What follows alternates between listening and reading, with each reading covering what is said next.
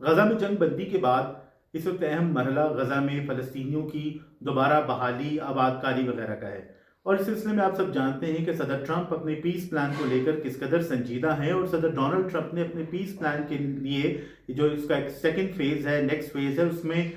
Board of governors کا بھی اعلان کیا ہے، ایک پیس بورڈ کا اعلان کیا ہے، آپ کہہ سکتے ہیں سادہ زبان کے اندر۔ اس پیس بورڈ کے اندر ایک طرف آپ کو دکھائی دیں گے برطانیہ کے سابق وزیر اعظم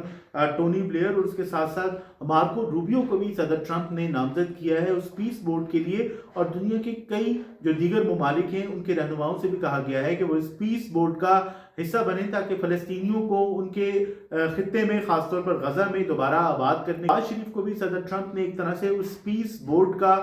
رکن جو ہے وہ نامزد کیا ہے، اور آج پاکستان کے دفتر خارجہ نے باضابطہ طور پر اس بات کی تصدیق کر دی ہے کہ پاکستان کے وزیر اعظم کو صدر ڈونلڈ ٹرمپ کی جانب سے اس پیس بورڈ کا رکن جو ہے وہ نامزد کر دیا گیا ہے۔ یہ ڈیولپمنٹ بہت اہم ہے، بہت خاص ہے، اس لیے کہ پاکستان کا ہم جو بات کرتے ہیں گلوبل پروفائل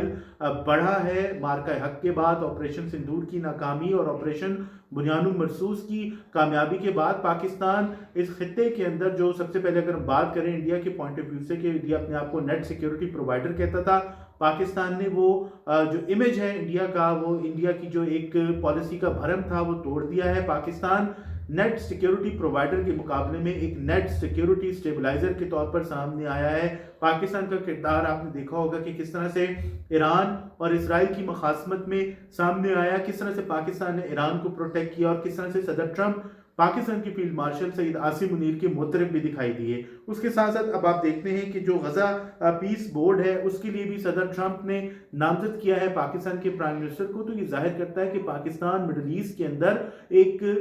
سیکیورٹی پرووائڈر نہیں بلکہ ایک اہم سیکیورٹی پلیئر کے طور پر سامنے آیا ہے۔ پاکستان سعودی عرب کے ساتھ، سوڈان کے ساتھ، لیبیا کے ساتھ آپ کو ایک ملٹری ہارڈ ویئر پرووائڈر کے طور پر آگے بڑھتا ہوا بھی دکھائی دے رہا ہوگا، لیکن اس کے ساتھ ساتھ پاکستان جو ہے اس وقت مڈل ایسٹ کے اندر ایک بہت امپورٹنٹ پلیئر کے طور پر بھی سامنے آیا، اور صدر ٹرمپ کی جانب سے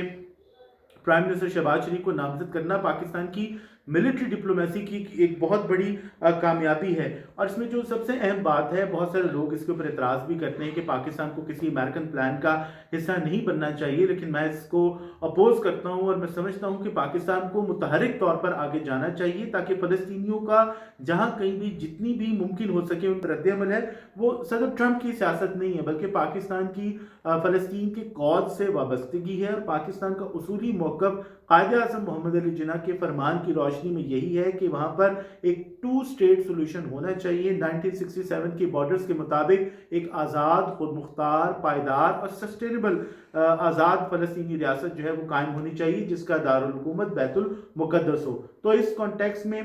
جو پاکستان کی نامزدگی ہے، پاکستان کے پرائم منسٹر کو بورڈ کے اندر شامل کیا جانا بہت امپورٹنٹ ہے، کیونکہ پاکستان اب ایک خاموش تماشائی یا بیان بازی کی حد تک فلسطین کے کاز کے اندر شامل نہیں ہوگا، بلکہ پاکستان کچھ عملی اقدامات کرنے کے حوالے سے بھی ایک ذمہ دار ریاست کی حیثیت سے بھی مظلوم فلسطینیوں کی آپ کو مدد کرتا ہوا دکھائی دے گا۔